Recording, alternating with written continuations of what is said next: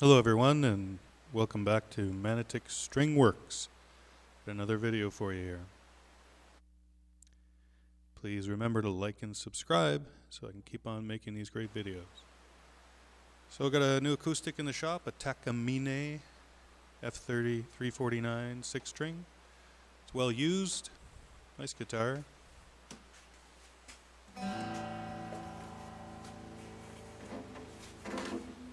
So I think the toughest part of this whole setup will be removing this strap.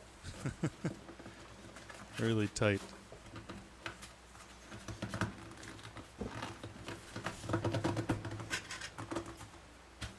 There we go.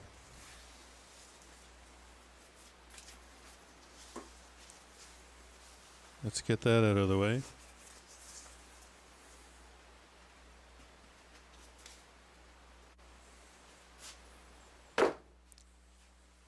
So the client has provided some strings, Elixir, nice set of acoustics. I think they're 12s, sorry about that glare, but pretty sure they're 12s.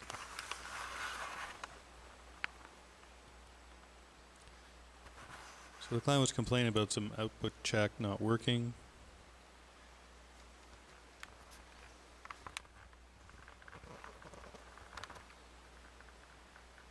F-349 is the model. Nice guitar, nice color.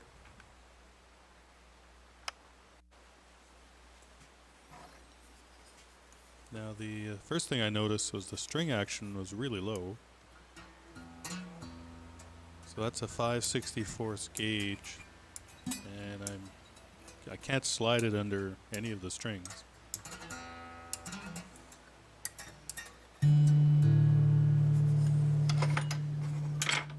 So let's try the 4.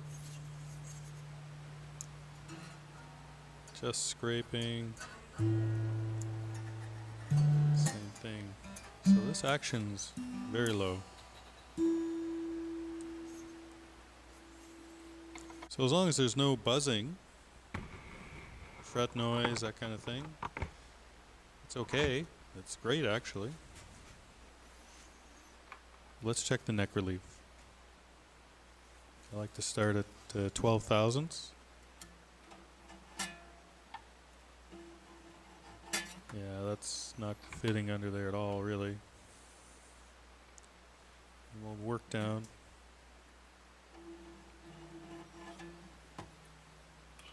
Again, 10 to 12 thousandths of an inch neck relief is pretty typical. You know, around the 6th, 7th fret. 8 is getting under there, but you can still hear the scraping, so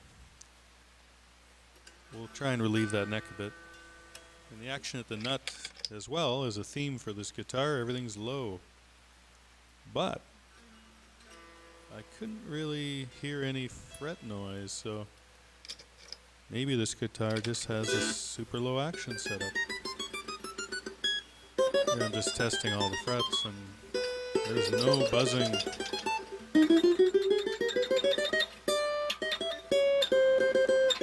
A couple of spots were me, wasn't pressing down hard enough.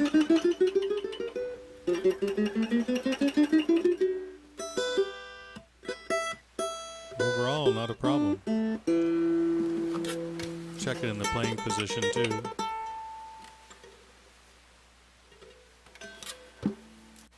Yeah, so one spot there maybe on the 13th fret, the A string.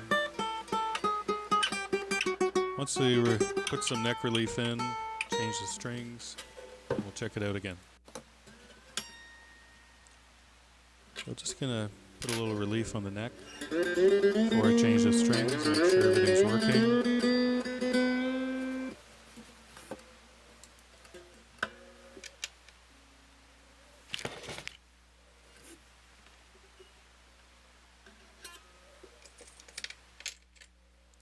Didn't show you, but that was the 12. So it moved a bit, but we'll do that again once we change the strings. And here we go.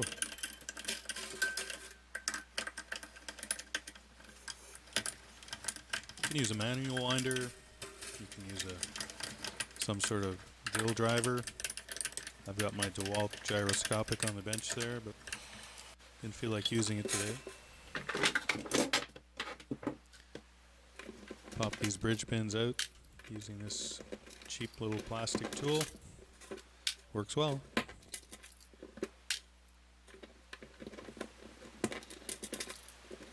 Always put parts that you remove into a little bin of some sort. That way you don't lose them, hopefully on the bench. And at the end of the project, if you still have a part or two in there, well, you know you missed something. So let's have a look. So that's underneath the bridge. You can see the little hole for the output jack wire. So I'm going to try and get an angle here to look at the end of the guitar, the output jack and the block, and see where the wires come in. Oh, there we go. So, yeah, I've got a loose wire. So basically, it's just a wire to nowhere. So it must have broken off underneath the saddle. Let's have a look. Well, there you go. So, some form of little copper pickup. And there's that solder joint right in the middle. Obviously the wire broke off. That looks like it's probably been tacked on 1 or 2 times before. So I'm not sure we're going to be able to rescue this. Yeah, so there's the hole you can see through the slot. I'll reach in there and let me see if I can get that wire, feed it through the slot in the bridge. Of course, this won't be super easy.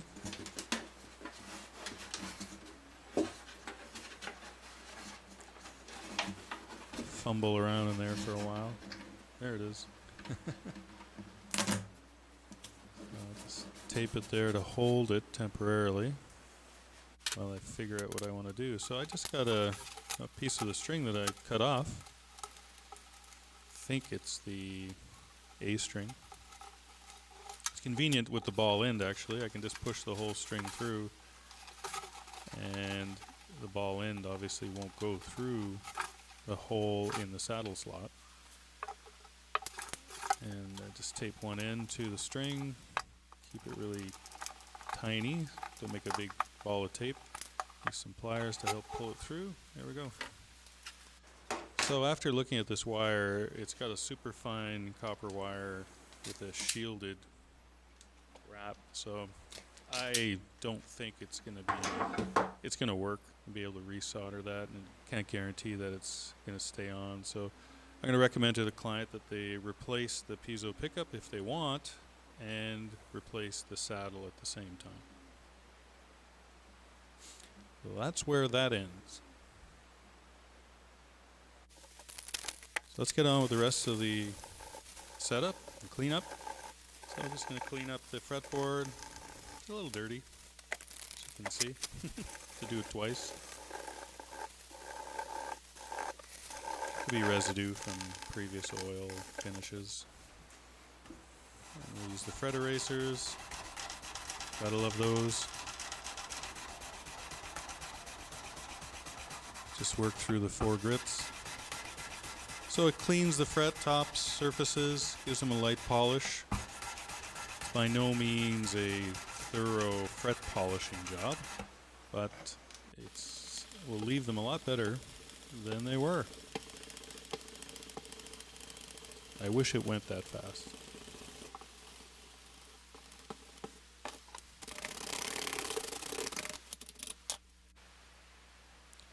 So the nut popped off when I took the strings off. It wasn't glued in place, which is not a bad thing. You just have to know that it's not glued there so you don't lose it. So just a couple of little dabs of crazy glue, CA glue, just on the front, not on the bottom, just so it attaches to the end of the fretboard. Again, just a couple of small dabs. That's all you need. Use your fingers, line it up, you're all set.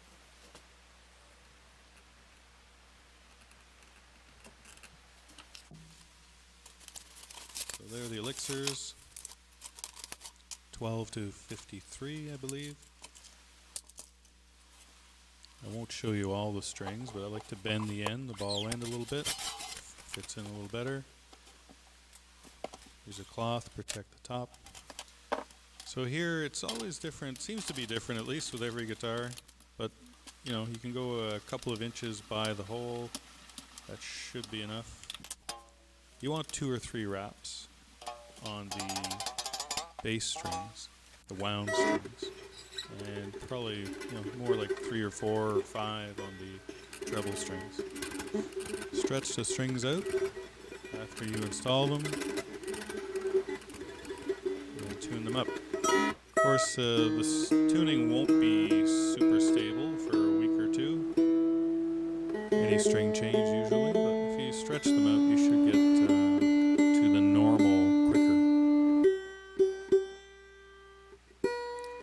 I love that Peterson.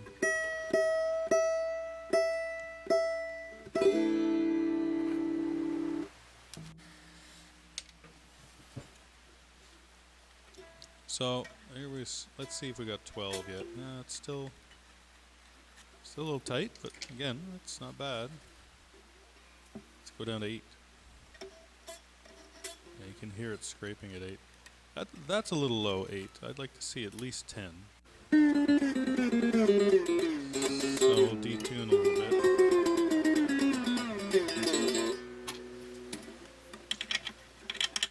We're going to loosen that up.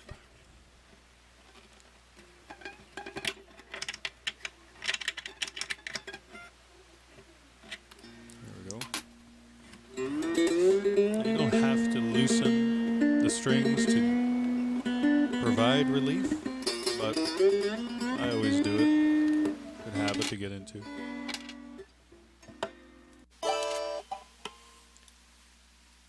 So there's the 10. Yeah, it's just sliding under there, just kissing it, so that's good. And it's still around 464, so that's a super low action. And the action at the nut, well, that's pretty low too. I'm going to check for any fret noise.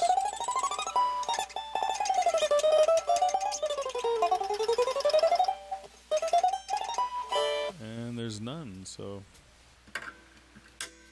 shouldn't be an issue. It's just set up really low. That's pretty darn good. It's the lowest action I've seen on an acoustic that I've worked on.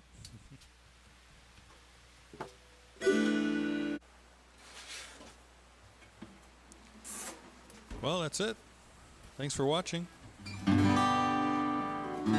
to see you next time.